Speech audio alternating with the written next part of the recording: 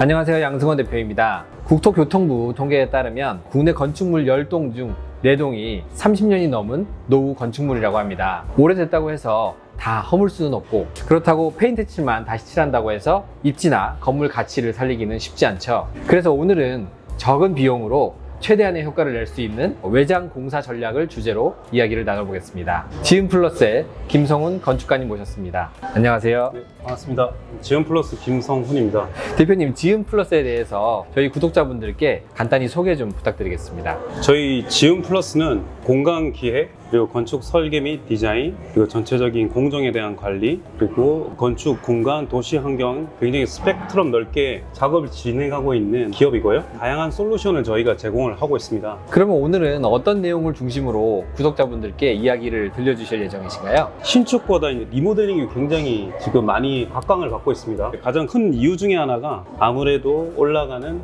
건설비, 사업비에 대한 어떤 이슈가 가장 크다고 생각을 합니다. 그래서 기존에 있는 리모델링이 가지고 있는 장점을 가지면서 건물의 가치를 높일 수 있는 방법에 대해서 오늘 소개시켜 드리려고 하고 있고요.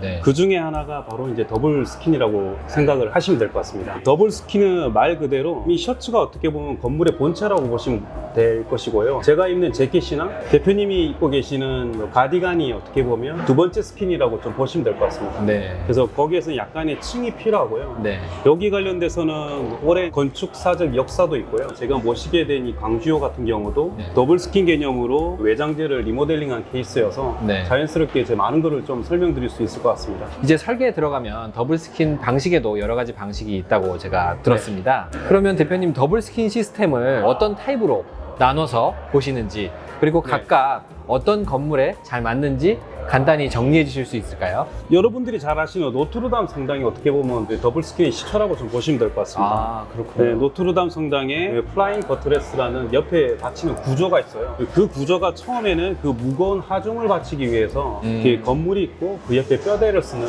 마치 로켓 타워의 발사대 같은 역할을 좀 했었다고 보시면 될 것 같습니다. 근데 그 부분이 무거운 부분을 분산시키는 역할을 하면서 동시에 심미적인 역할을 좀 한다고 보시면 될 것 같습니다. 그리고 그 더블 스킨이 좀 더 고딕 시대 이후에 많이 활성화된 게 오히려 이슬람 문화권에서 굉장히 활용이 좀 많이 됐습니다. 이슬람 문화권에서요? 네.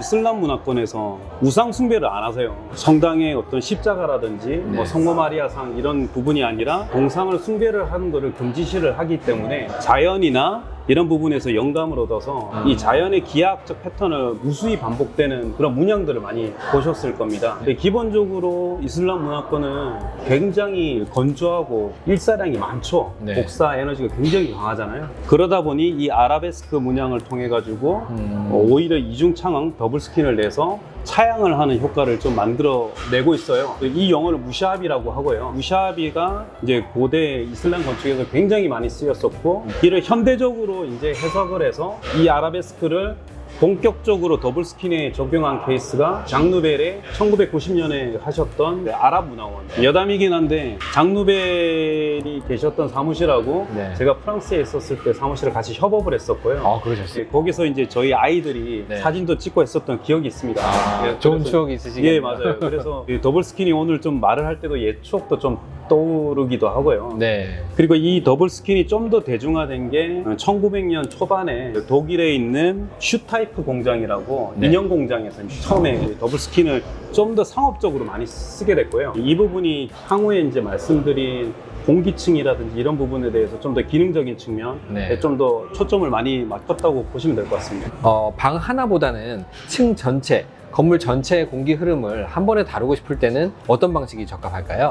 더블 스킨은 이제 공기층을 형성한다고 좀 보시면 될 것 같습니다. 공기층, 특히 이제 대류 현상을 이용을 하는데 이 부분이 많은 오피스에서 적용이 가능해요. 유리와 유리층이 생기면서 건물이 이렇게 있으면 이제 층을 하나 만드는 거죠. 그 층 안에서 자연스럽게 공기층 굴뚝 효과가 생기는 거죠. 따뜻한 공기가 이제 아래서 따뜻해져서 이제 위로 올라가는 현상이 일어나죠. 우리가 흔히 말하는 대류 현상이라고 하죠. 그 대류 현상이 공기층이 형성이 되면서 뜨거운 공기는 밖으로 빠지고 차가운 공기는 건물 내부로 들어가는 그런 순환 효과를 만들어내는 게 일반적으로 더블 스킨의 어떤 개념이라고 좀 보시면 될 것 같습니다. 더블 스킨 중에 기능적인 개념인 거죠. 이 부분이 독일부터 시작해서 친환경 건축에서 상당히 많이 많이 쓰였던 부분이고요. 실제로 저희가 뭐 테헤라노라든지 큰 이제 오피스 건물에서 적극적으로 활용하고 있는 어떤 설계 시스템이라고 보시면 될 것 같습니다. 그럼 결론적으로는 우리 건물이 어떤 정도인지, 어느 정도 규모인지, 무엇을 가장 중요하게 보는지를 먼저 파악하고 거기에 맞춰서 타입을 고르는 게 좋겠네요. 맞습니다. 만약에 이 건물이 에너지 효율성을 좀 높이고 싶다. 방금 말씀드린 공기층을 만들어서 자연스럽게 대류 현상을 형성을 해서 네. 에너지 효율을 높이는 방식이 있고요. 네. 이 건물의 브랜드 가치라든지 자산 가치를 좀 더 높이고 싶다. 이 정체성을 높이고 싶다. 네, 이럴 때는 오늘 이제 모시게 되는 강주호처럼 새로운 옷을 입히는 케이스가 있습니다. 네. 환경적인 측면, 심미적인 측면 이렇게 두 가지로 좀 볼 수 있다고 생각을 합니다. 말씀을 잘 해주셨는데 아직은 좀 말로만 들으면 좀 추상적으로 느껴지는 부분들이 좀 있거든요. 이 광주 프로젝트가 어떤 건물이었고 또 어떤 고민에서 출발한 리모델링이었는지 간단히 설명을 들으면 좋을 것 같습니다.